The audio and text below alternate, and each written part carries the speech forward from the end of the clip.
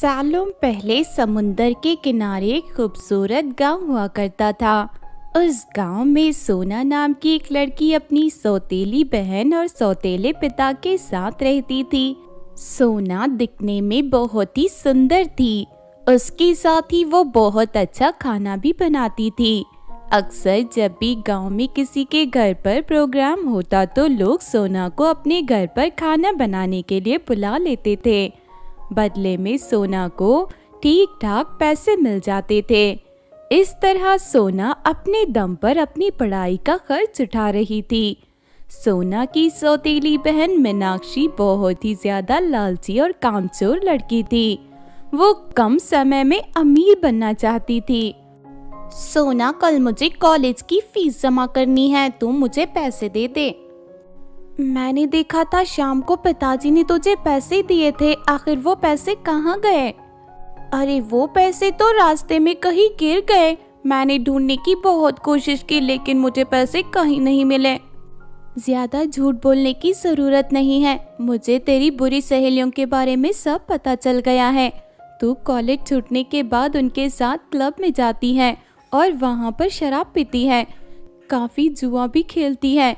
समय रहते सुधर जा वरना तुझे बहुत पछताना पड़ेगा। देख, तुझे पैसे देना है तो दे, मुझे बेकार का भाषण सुनने की आदत नहीं है। मैं मेहनत करके पैसे कमाती हूँ, मैं अपनी कमाई तेरी मौज मस्ती के लिए नहीं देने वाली। इतना कहकर सोना वहाँ से चली जाती है। आज ये सोना की बच्ची कुछ ज्यादा ही बातें कर रही थी, इसे सबक तो सिखाना ही पड़ेगा। इस तरह कुछ दिन बीत जाते हैं। फिर एक दिन बहुत जल्दी हमारे इलाके में एक बहुत बड़ा मॉडलिंग का कॉन्टेस्ट होने वाला है। जो भी लड़की कॉन्टेस्ट में जीतेगी वो विदेश में मॉडलिंग करने के लिए भेजी जाएगी। इसके साथ ही हर महीने उसे लाखों रुपए मिलेंगे। हम सब के लिए बहुत अच्छा मौका है। हम में से जो भी लड़की कंपटीशन जीतेगी उसकी तो किस्मत ही बदल जाएगी।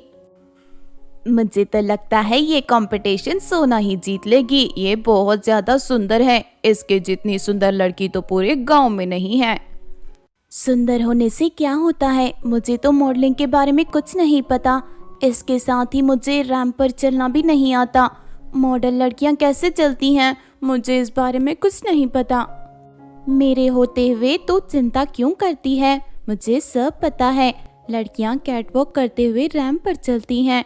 मैं तुझे कुछ ही दिनों में कैटवॉक सिखा दूंगी, बस तू अपने लिए अच्छे कपड़ों का इंतजाम कर ले। मुझे कपड़ों की चिंता नहीं है, मेरे पास इतने पैसे जमा हैं कि मैं अच्छे कपड़े आसानी से खरीद सकती हूँ। बस फिर क्या है, तेरी सारी परेशानी दूर हो गई। कल से ही मैं तेरी ट्रेनिंग शुरू कर दूंगी। उसके बाद सभी लड़कियां वहाँ से चली जाती हैं, लेकिन पेड़ के पीछे छुपी मीनाक्षी सारी बातें सुन लेती है। अच्छा, तो ये महारानी मॉडल बनना चाहती है, लेकिन मेरे रहते इसकी ये ख्वाहिश कभी पूरी नहीं होगी। अगले दिन सोना अपनी सहेलियों के साथ रैंप पर चलने की प्रैक्टिस करने लगती है। मैं अभी बाजार जाकर अपने लिए नए कपड़े खरीद लूंगी।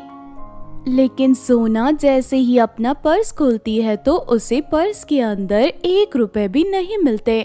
अरे, अचानक मेरे पैसे कहाँ चले गए? जरूर मीनाक्षी ने लिए होंगे। सोना फौरन मीनाक्षी के कमरे में पहुंच जाती है।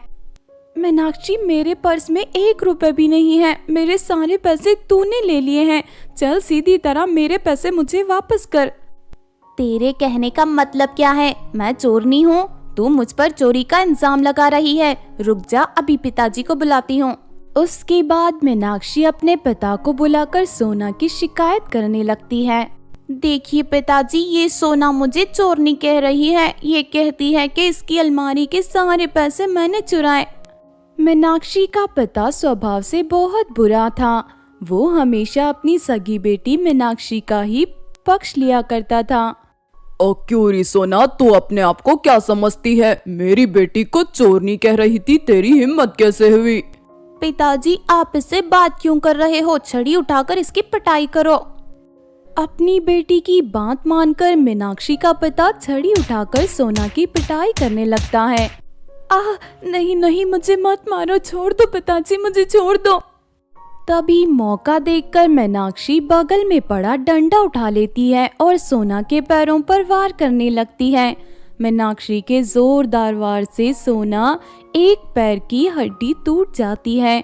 उसके बाद सोना अपाहिज हो जाती है। ये क्या सोना, तेरा तो एक पैर टूट गया, अब तू मॉडलिंग कंपटीशन में भाग कैसे ले पाएगी? मेरी सौतेली बहन और सौतेले पिता ने मेरी ये हालत की है। पता नहीं मेरे जीवन में और कितने दुख लिखे हैं। फिर 2 दिन के बाद शैली नाम की एक अमीर परी अपनी सहेलियों के साथ सोना के गांव में आती है। सोना अपने घर के दरवाजे पर बैठी थी। शैली परी सोना से कहती है, सुनो, हम सब यहाँ समुंदर के किनारे पिकनिक मनाने आई हैं। हमें पृथ्वी का स्वादिष्ट खाना खाना है। क्या तुम हमें तरह तरह के पकवान बनाकर दे सकती हो? सोना खाना बनाने के लिए तैयार हो जाती है। उसके बाद वो तरह तरह के स्वादिष्ट पकवान बनाना शुरू कर देती है। हमेशा की तरह सोना ने बहुत ही ज्यादा स्वादिष्ट खाना बनाया था। सोना का बनाया हुआ खाना खाते ही परियां उंगलियां चाटने पर मजबूर हो जाती हैं। अरे वाह, क्या बात है, इतना स्वादिष्ट खाना तो मैंने पूरी जिंदगी में कभी नहीं खाया।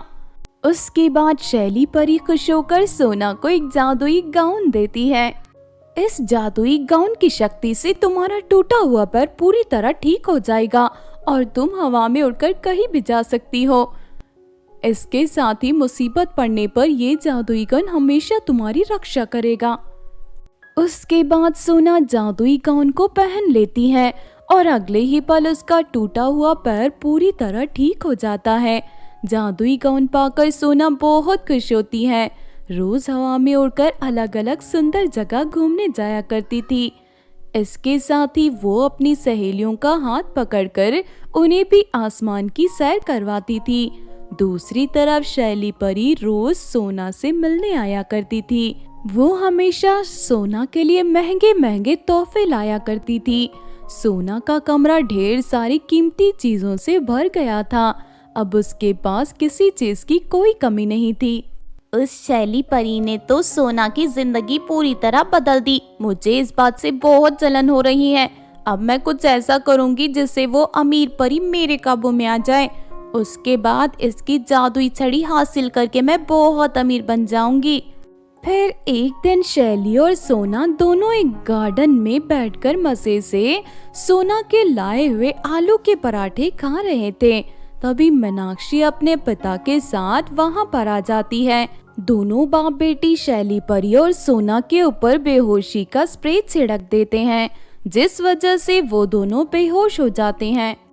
अरे वाह पिताजी, हमारी चाल कामयाब हो गई। चलो इस परी की जादुई छड़ी लेकर यहाँ से भाग जाती हैं। तुम दोनों बहुत चालाक बन रहे हो ना, मुझे बचकर दिखाओ अब। उसके बाद जादुई गाउन वहाँ पर एक डरावनी चुड़ैल प्रकट कर देता है। अब मैं तुम दोनों को मार के खा जाऊंगी।